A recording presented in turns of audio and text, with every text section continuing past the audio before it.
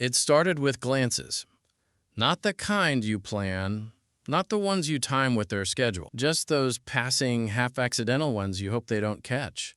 Except sometimes, deep down, you kind of want them to. My name's Dima.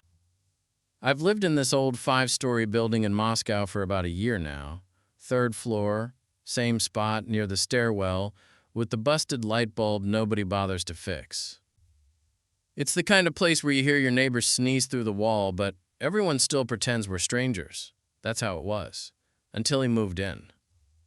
His name was Artyom. I learned that from the delivery guy he buzzed in one afternoon. He took the apartment right across from mine, just a few steps down the hall. We didn't talk. Not at first. Just nods. Half smiles in passing. I didn't even realize I was watching him until I caught myself doing it too often. He wasn't loud, wasn't flashy, but something about him. He had this casual confidence, like he didn't have to try. Always in sweatpants and beat-up sneakers, with headphones around his neck and a 5 o'clock shadow that somehow looked intentional. And those eyes, sharp and pale, like they saw more than they said. I'd hear his keys before I saw him. That familiar jangle followed by the soft thud of his boots outside my door. Sometimes I'd pretend I wasn't home, just to watch him through the peephole. Other times I'd step out onto the balcony, hoping to catch him smoking on his. That's where I screwed up. One night, around 10, I was out on my narrow metal balcony. It was cold but clear, that dry December air that makes the city lights look sharper than usual. I was just leaning there, phone in hand, scrolling without really seeing anything. And then his light came on. I glanced over instinctively. He was there, shirtless. Just inside his kitchen, sipping from a glass of water, his chest faintly rising and falling. The window was cracked open, curtain pushed aside. The kind of scene that feels too intimate to witness but impossible to look away from. I didn't mean to stare. I should have looked away. But I didn't. And then he looked up, right at me. There was no confusion on his face.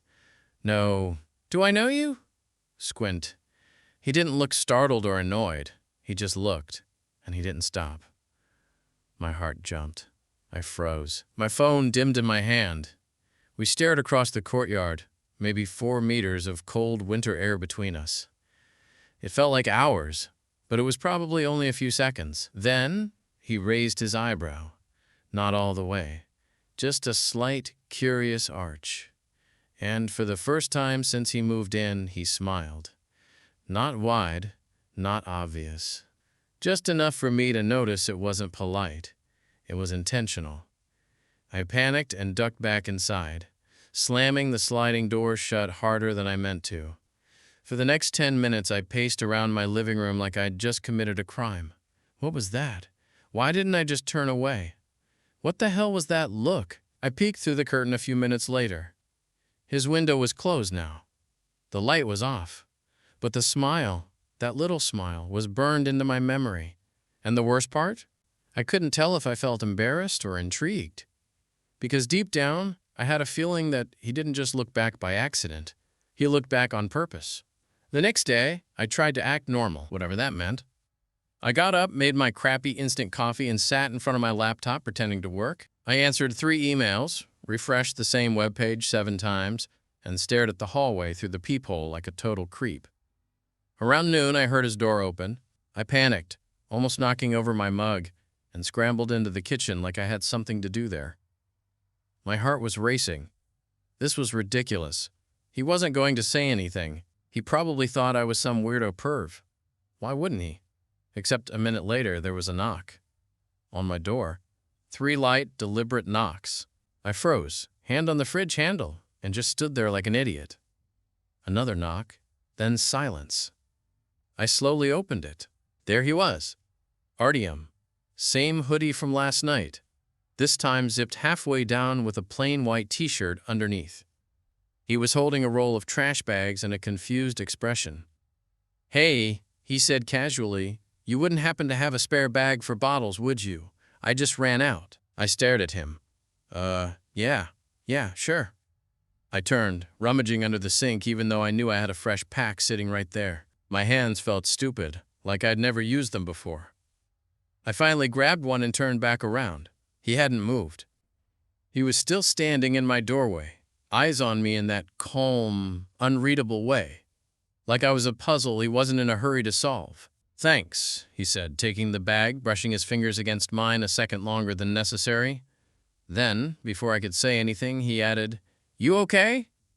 It was the way he asked that hit me, not in the usual neighborly tone. There was something underneath it, like he knew, like he saw the way I flinched last night when he caught me looking, like he wanted me to say it. "Yeah," I said too quickly. "Just tired." Artyom nodded once, slowly. "Right." He took a step back. "You smoke?" The question caught me off guard. "Not really, sometimes." "I'll be out there," he said, jerking his chin toward the balcony. "If you feel like not working." Then he turned and walked back to his place. I watched him go, heart hammering, palms slightly damp. It wasn't a flirty invitation, it wasn't overt, but it wasn't just neighborly either. He was giving me a chance. Not pushing, not pretending last night didn't happen. Just waiting. It took me 5 minutes to decide. I put on a hoodie, grabbed the old pack of cigarettes I hadn't touched in weeks, and stepped outside. The air was sharp and cold, but my pulse was louder than the wind. He was already there, leaning on the railing, one foot resting on the bottom bar like he'd done it 100 times. A cigarette dangled between his fingers. He looked over as I stepped out. No smirk, no teasing, just a look. He lit mine for me without saying anything, and we stood in silence for a bit, facing the same direction, not looking at each other. "You always this quiet?" he asked eventually, exhaling smoke into the frozen air. "Only when I embarrass myself in front of someone who lives 4 meters away from me." His lips twitched, almost a smile. "So you admit it?" I let out a breath I didn't know I was holding. "Yeah." I was staring. "Sorry." He was quiet for a second. Then, "Why?" I turned to him. He was watching me now, calm, direct. I couldn't lie, not with the way he was looking at me. "Because I don't know," I said. "You're interesting." I didn't mean anything creepy by it. He studied me, then nodded slowly. "Good," he said, "because it would have been a lot weirder if I hadn't noticed you watching me for the last week." I blinked. "Wait," he cut me off with a raised brow. "You're not exactly subtle, Dima." He said my name like he'd known it all along. I looked down at the balcony floor, suddenly very aware of my socks inside my slippers. Then he said, "But I didn't mind." And that sentence just hung there, like the smoke curling in the air between us. I looked up. He was still watching me. This time, I didn't look away. We didn't talk much after that. I mean, we stayed on the balcony a while longer, but the silence between us didn't feel heavy anymore. It felt safe, like we both knew something had shifted, but neither of us wanted to mess it up by saying too much too soon. Eventually, he stubbed out his cigarette and looked at me again. "I'm making dinner later," he said. "You eat real food or just instant noodles?" I smirked.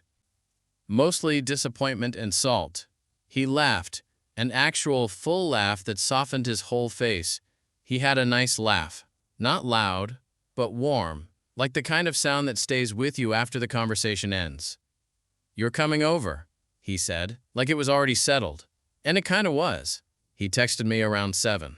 Just a simple, "Doors open." I stood in front of my mirror for a full 5 minutes debating if I should change my t-shirt. I didn't, but I definitely fixed my hair in a way that said I didn't fix my hair. His place was basically the mirror image of mine, but it felt completely different, warmer, more lived in. Soft yellow light in the corner from a cheap lamp, a hoodie tossed on the back of the couch, something simmering on the stove. "Smells good," I said, stepping inside. "Hope so," he replied, stirring a pan. "It's just pasta with stuff thrown in. Not gonna change your life." I leaned against the counter. "Still better than what I usually eat," he glanced at me. "You always this self-deprecating?" I shrugged. "Only when nervous." He paused for a second, just long enough for me to feel seen, and then said, "Relax, you're not on a date." He smirked when he said it. The kind of smirk that said, "Unless you want it to be." We ate sitting on the floor, bowls in our laps, backs against his couch. No music, no TV, just the quiet of the apartment and the clink of forks. "Why'd you move here?" I asked him. He thought for a second. Needed a reset. I waited, but he didn't elaborate. You? Needed to afford rent, he chuckled. Fair. There was a pause, a real one this time. Then he looked over at me, not with the playful smirk, but with something more serious. You know, he said, I'm not usually into the whole eye contact across balconies thing. I raised an eyebrow. Oh yeah, but when it's someone who keeps pretending he's not looking, it's kind of hard not to look back. My throat went a little dry. I didn't say anything. I couldn't. I just watched him. He set his bowl aside, legs stretched out in front of him. He leaned back on his elbows and looked over at me again. You have a boyfriend? He asked, like it was a simple question about the weather. No. Ever had one? I hesitated. Yeah, once. Same. He didn't ask anything else. Just let it sit. I felt something buzzing just under my skin, like tension, but not bad. Just a kind of awareness. He shifted closer, not much, maybe just a few inches, and nudged his foot against mine. Casual. Barely anything. But everything. I looked at him, really looked. And he didn't look away this time either. I don't know how long we sat like that. Quiet, close, aware of every small shift in the air between us. But I knew I didn't want to move first. Eventually, Artyom stretched his arms up and let out a quiet groan. That was good, he said, meaning the food, I think. I nodded.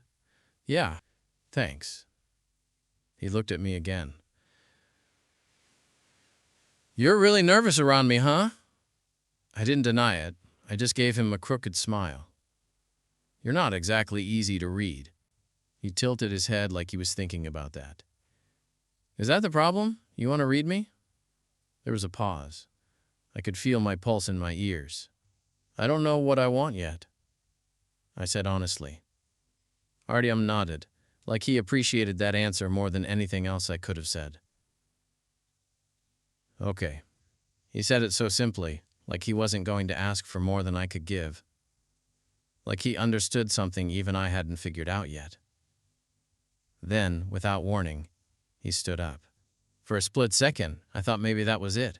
End of the night. Thanks for coming over. See you around. But instead of walking away, he extended his hand toward me. I blinked at it. What? Come here, he said. You look like you could use something better than the floor. I hesitated, but then I slipped my hand into his and let him pull me up. He led me to the couch, not forcefully, not flirtatiously, just quietly, like it was no big deal. Like it was the most natural thing in the world. We sat close, shoulder to shoulder, not talking, just existing in the same breath. The TV was off, the kitchen was dark now. The only light came from that cheap yellow lamp in the corner, the kind that made everything feel warmer than it probably was. After a while, he spoke. Softly. I noticed you before the balcony, you know. I turned my head. What do you mean? I saw you in the hallway. A couple times. You had that look people get when they want to say hi but don't. I laughed under my breath. That obvious? Yeah, but not in a bad way. Another pause. Then he added, I thought you were cute. It wasn't said to impress me. There was no tension in his voice. Just honesty. I swallowed. I didn't think you'd be interested. He shrugged slightly. I don't know what I am half the time, but I know when I like something. We sat with that. My shoulder touched his. He didn't move. The closeness was deliberate now, not accidental. His hand rested near his knee, open, relaxed. I wanted to reach over, just to see what would happen, just to let our fingers brush and pretend it wasn't terrifying. But I didn't. Instead, I leaned my head back against the couch, letting the silence say what I couldn't yet. And a minute later, he did the same. We didn't kiss that night. I think that's the part that stuck with me most after I got home, because I felt like I had been holding my breath for something to happen, but it didn't. And yet, it wasn't disappointing. If anything, it felt like a promise. When I stood up to leave, Artyom walked me to the door. We didn't hug. We didn't linger in the hallway like teenagers trying to read each other's minds. But when I slipped into my shoes, he stood there, arms crossed, watching me like he didn't want to shut the door just yet. "I'll see you," he said. "Yeah," I nodded. "You know where I live." That made him smile. I went home and didn't sleep for hours. Not because I was overthinking, but because I didn't want to lose the feeling. The next few days, we didn't make plans, but things just kept happening. I'd bump into him coming up the stairs. He'd ask if I had time to help him carry something. I'd bring coffee back from the corner place, and he'd show up on his balcony like he knew it was for him. We moved into each other's space slowly, like we were testing how much gravity we could get away with. Nothing dramatic. No confessions. Just moments. One night, maybe 4 days later, there was a knock again. Late. Maybe close to midnight. I opened the door, and there he was. Barefoot, hoodie zipped halfway up, hair slightly damp like he'd just showered. "Sorry," he said. "You up?" I nodded. "Yeah. Just couldn't sleep." "Same." He didn't wait for an invite this time. Just stepped in and leaned against my wall like it was normal. "I was gonna watch something," I said. "If you want," he nodded. "Yeah, okay." We ended up on my couch. Some dumb documentary playing in the background, neither of us really watching. He sat close. Not touching, but close.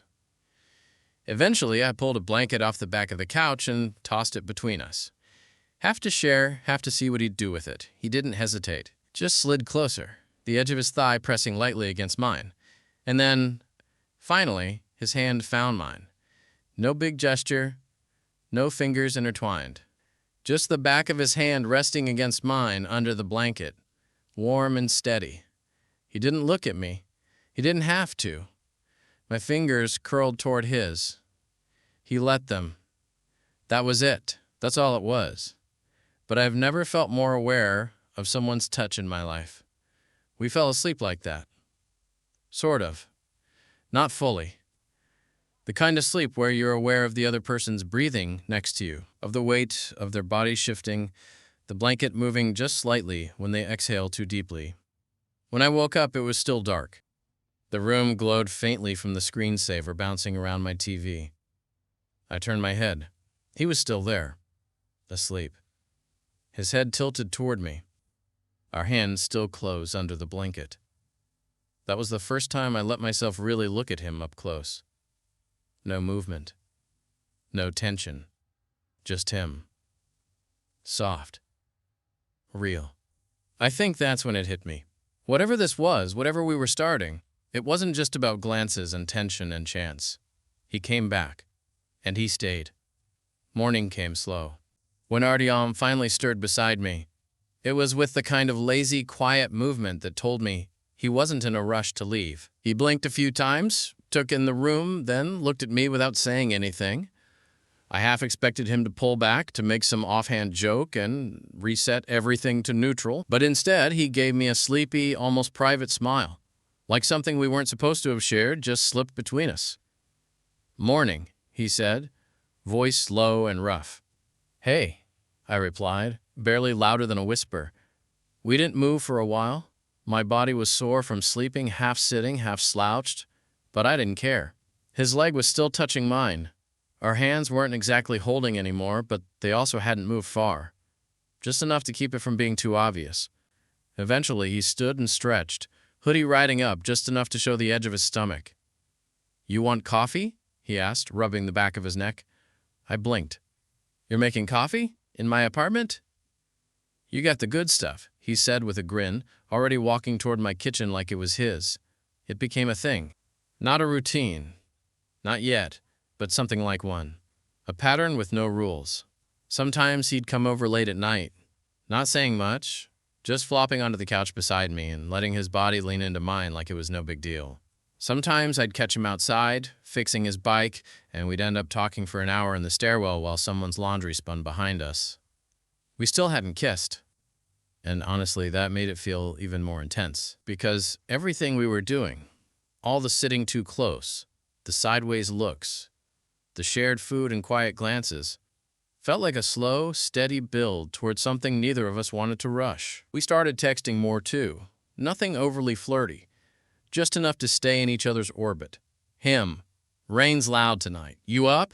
Me, yeah. Him, want to share it? Sometimes he'd come over and we'd just sit by the window, not talking, not touching, just watching the rain hit the glass while the city hummed outside. That was the thing about Artyom. He didn't need to fill the silence. He let it breathe. And somehow, that made me want to tell him everything. One evening, I asked him something that had been building in my chest for a while. We were in my kitchen, plates still sitting in the sink, some indie playlist playing low from my phone. He was leaning against the counter, arms crossed, looking at me in that way he always did, like he wasn't in a rush to speak, but he'd listen if I did. I cleared my throat. So what is this? He didn't pretend not to understand. He just looked at me for a long moment, then said, "It's not nothing." That hit harder than any label could have. He took a slow breath. "I'm not good at saying it first," he admitted. "Whatever it is, I usually just wait and hope the other person does." I nodded, heart thudding. "I've never done it like this before," I said. "Usually it starts faster. Dumber, ends faster too." He gave a small, knowing smile. "Yeah," he said. "Same." We stood there for a bit, everything unsaid hanging in the space between us like warm air. And then finally, he stepped forward. Slow, like he was asking without words. I didn't move. I didn't need to. His hand came up, brushed the side of my face. And then he kissed me. It wasn't rushed, or desperate, or dramatic. It was soft, grounded, real, and when we pulled apart, neither of us said anything right away. We didn't have to. After the kiss, we didn't move for a while. It wasn't awkward. It wasn't even intense. It was quiet. The kind of quiet that says, yeah, this just happened, and no one regrets it. Artyom leaned his forehead against mine, just rested there. No pressure, no words. I felt his breath against my cheek, warm and steady. "You okay?" he asked. I nodded, eyes closed. "Yeah." "More than." He chuckled softly and stepped back, giving me space, but not too much. We cleaned up the kitchen together like we hadn't just changed everything between us. He dried while I washed, and neither of us said much, but everything felt different. Our hands brushed more often than necessary. He stood closer behind me when I moved. We didn't need to name it. That night he stayed over, but not for anything more than sleep. He didn't bring a change of clothes or ask if it was okay. He just kicked off his socks, peeled off his hoodie, and got into my bed like it was the obvious thing to do. We lay there in the dark, the streetlight throwing soft shadows across the ceiling. His arm rested over my stomach, casual but protective. His breathing slowed against the back of my neck. And somewhere in the stillness, I felt something settle inside me. It wasn't a rush. It wasn't fire. It was peace. Things didn't change overnight. We still had our separate apartments, still lived our lives. But more and more, it was like we were sharing one orbit. Every time I came home, I half expected to see him waiting on my stairs. Every time I made coffee, I made two without thinking. His hoodie ended up on the back of my chair. My charger ended up on his nightstand. He wasn't a mystery anymore. He was Artyom, my neighbor, my something. We didn't use big words, didn't declare anything. But one night I came home from a long, crappy day, and he was already in my place. He'd let himself in. Somehow had copied my key, or maybe I just left it too many times under the mat. I dropped my bag, kicked off my shoes. He looked at me from the couch. "You okay?" I shook my head. "Not really." He didn't ask for details, just opened his arms. I sat down beside him, leaned into his chest, and let the silence fill in everything I didn't say out loud. His hand rubbed my back. His lips pressed to my temple. We didn't need to say anything else. That was the moment I knew. This wasn't just a crush, wasn't just tension or timing or shared walls. It was more. Not perfect, not flashy, but real. By spring, there was no question anymore. Artyom wasn't just my neighbor. He was part of my life, in a way that felt easy, but never boring. Familiar, but never dull. We never had the big conversation. He never sat me down and asked what we were. But one evening, he came home with a spare toothbrush, dropped it into the cup next to mine in the bathroom, and said, "Figure I'm here enough, right?" I nodded. Right. That was it. He started keeping a pair of sweatpants at my place. I'd crash at his when we both worked late and didn't want to be apart. Sometimes we'd cook. Sometimes we'd order takeout and eat on the floor like we did that first night. And sometimes we'd just sit on the balcony in silence, our shoulders pressed together as the city lit up below us. There was never a moment where everything changed. It just kept becoming more real, more ours. One night, months later, I was brushing my teeth, half asleep, when he walked into the bathroom behind me, shirtless, rubbing his eyes. He leaned down, kissed my shoulder, and said in that sleep-rough voice, "You know, I noticed you the first day, right?" I blinked at him through the mirror, toothpaste in my mouth. "What?" He grinned. "When I moved in, you were pretending not to look. But you looked." I spat out the toothpaste, laughing. "You're just saying that now? I was waiting to see if you'd keep looking." "And?"